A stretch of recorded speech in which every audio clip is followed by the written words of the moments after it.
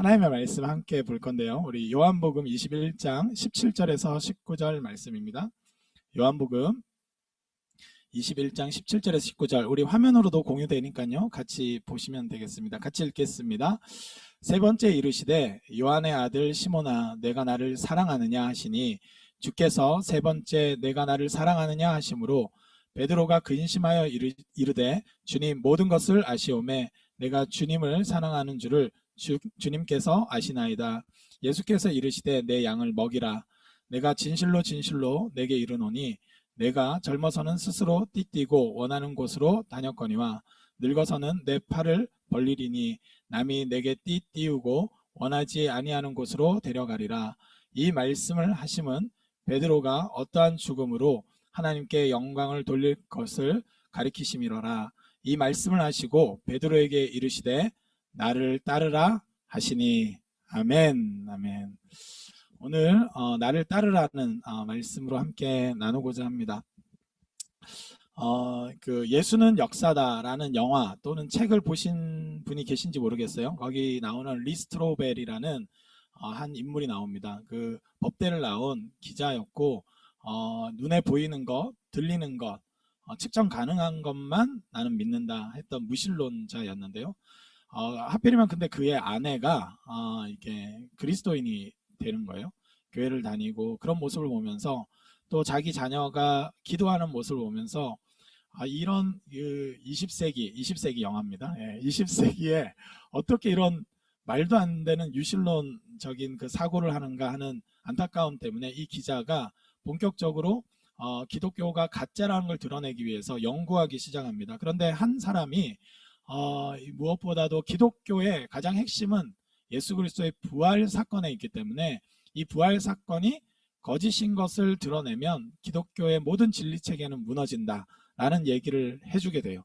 그래서 기자는 끊임없이 예수 그리스도의 부활이 가짜가 아닐까 하는 그런 의심을 가지고 여러 학자들을 찾아가고 또 의사를 찾아가면서 예수 그리스도의 죽음이 혹시 가짜가 아니었을까, 또는 제자들이 도둑질한 것은 아니었을까, 또는 제자들이 그 숭고함을 위해서 가짜로 만들어낸 이야기는 아닐까 하는 여러 가지 가능성을 가지고 또 예수 그리스도의 부활에 대해서 증언하는 성경의 신빙성을 흔들기 위해서 여러 가지로 노력했지만 그의 결론은 예수 그리스도의 부활은 사실이다, 역사다라는 것을 알게 됩니다.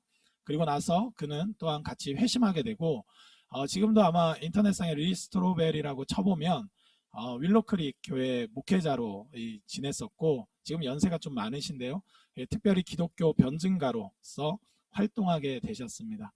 한 사람의 인생이 부활로 인해서, 예수 그리스도의 부활로 인해서 변화되는 실제적인 일들이 지금도 일어나고 있고 의구심을 가졌던 많은 사람들도 대충 없다고 치고 생각하는 것이 아니라 자신의 논리와 모든 사고를 다해서 예수 그리스도의 부활에 대해서 고민했을 때 주님은 분명하게 부활하신 주님을 알도록 하시는 분이시라는 것을 깨닫게 됩니다.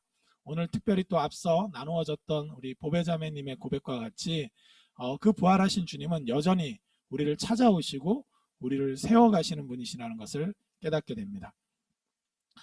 그런데 이 부활절을 맞이할 때마다 특별히 이 모태 신앙들은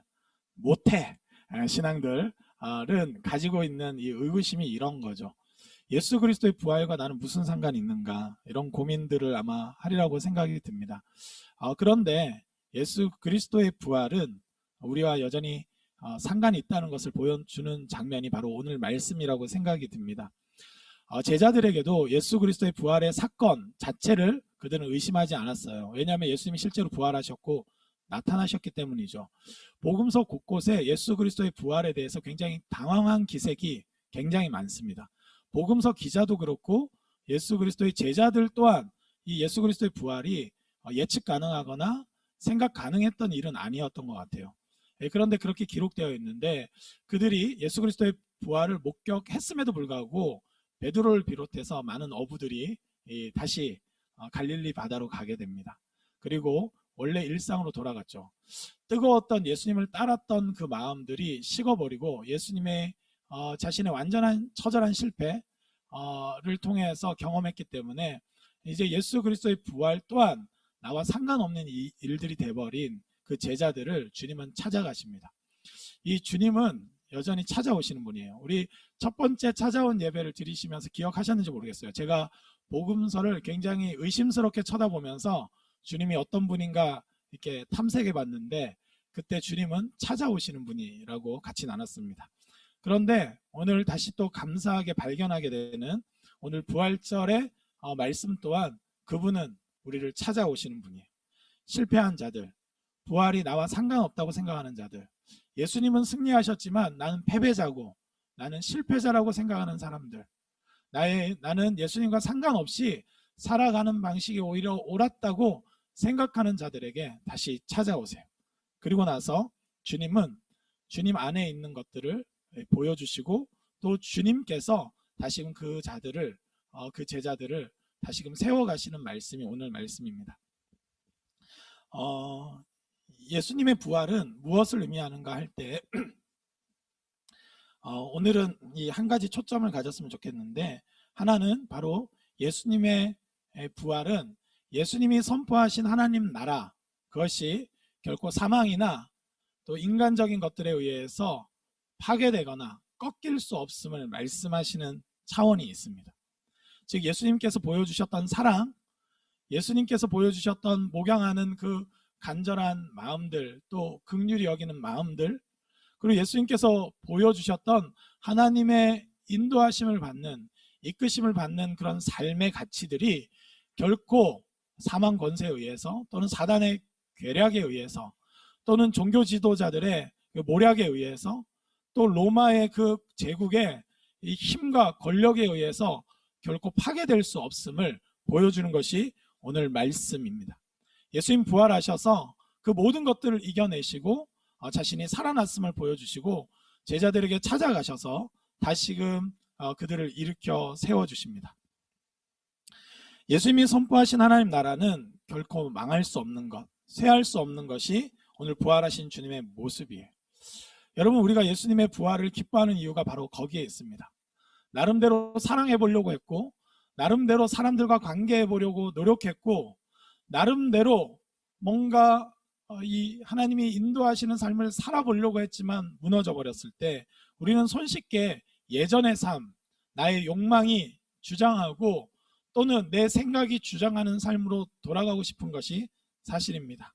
그렇게 불안해하고 두려운 마음으로 다시 그물질을 하는 제자들에게 주님은 찾아가셨고, 그리고 주님이심을 드러내기 위해서 또 깊은 데로 가서 이 그물을 내리게끔, 오른편으로 그물을 내리게끔 하셔서 이 많은 물고기를 잡아서 주님이 찾아오셨음을 제자들로 하여금 알게 하셨습니다. 그리고 나서 베드로가 또 성격 급하죠. 수영해서 주님께로 갑니다. 그리고 주님께서 이미 준비해 놓으신 조반을 주시면서 이야기를 나누죠. 오늘 이야기에서 주님은 자신의 부활의 사건을 통해서 이 베드로로 하여금 다시금 어떤 존재로, 부활의 주님을 따르는 존재로 세워가도록 하세요.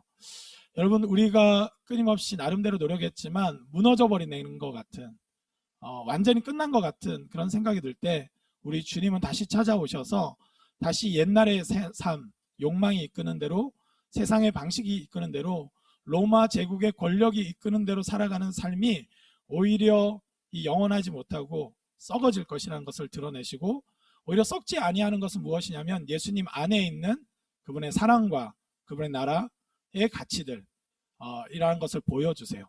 그리고 나서 베드로에게 세 가지를 말씀해 주시는데, 첫 번째로 예수님께서는 베드로로 하여금 내가 나를 사랑하느냐 3번 질문하십니다.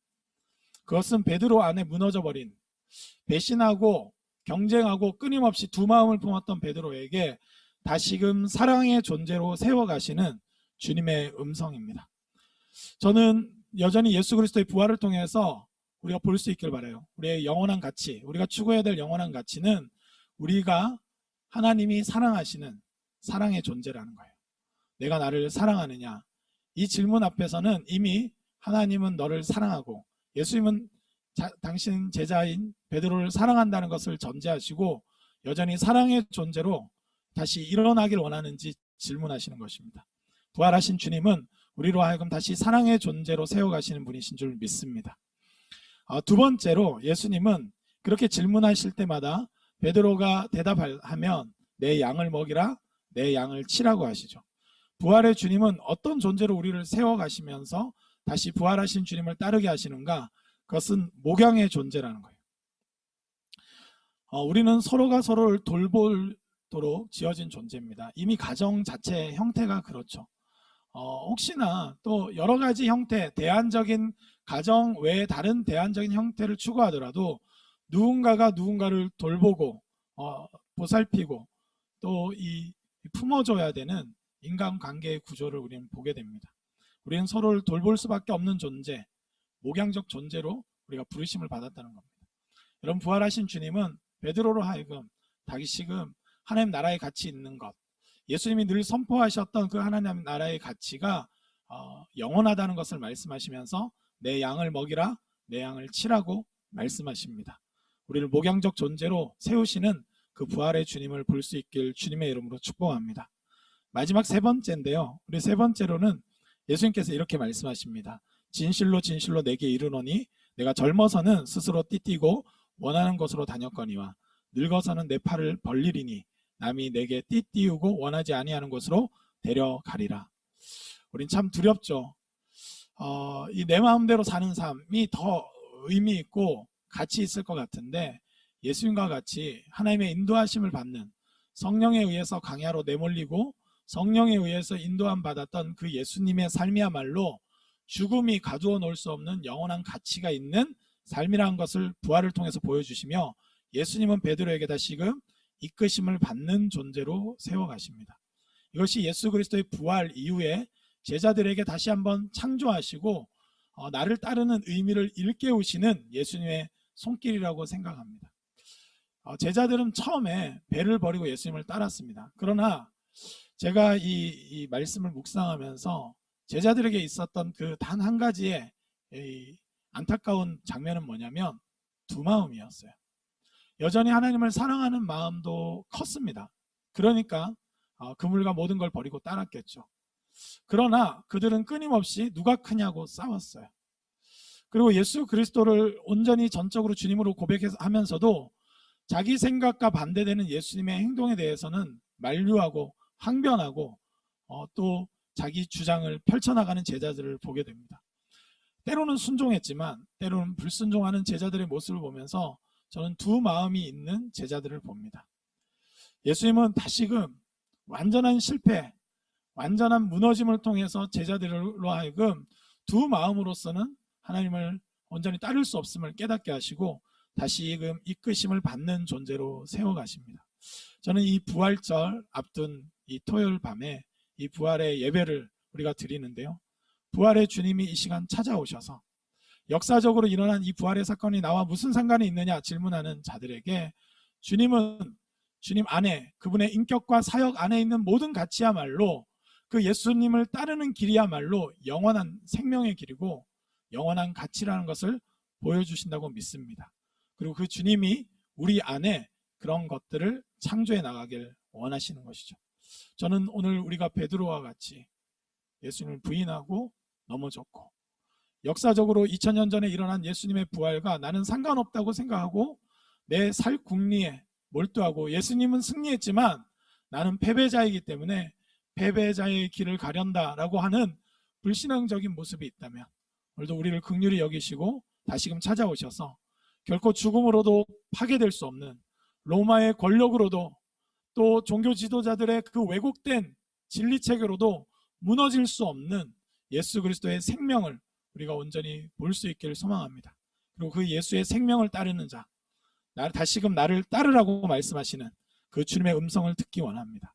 이 부활절을 맞이해서 저는 이 세 가지 존재로 우리를 세워가시는 주님을 기억했으면 좋겠습니다. 첫 번째, 우리는 사랑받는 자요, 주님이 기뻐하시는 자입니다. 여전히 사랑이 무의미하다고 느껴질 때마다, 사랑의 삶이 결국 세상에 희롱당하고 조롱당하는 존재가 돼버린다고 생각할 때마다 다시금 사랑의 존재로서 승리하신 예수님을 기억하며 우리를 사랑의 존재로 세워가시는 주님을 붙들기 원합니다. 두 번째로, 주님은 늘 목양하셨죠.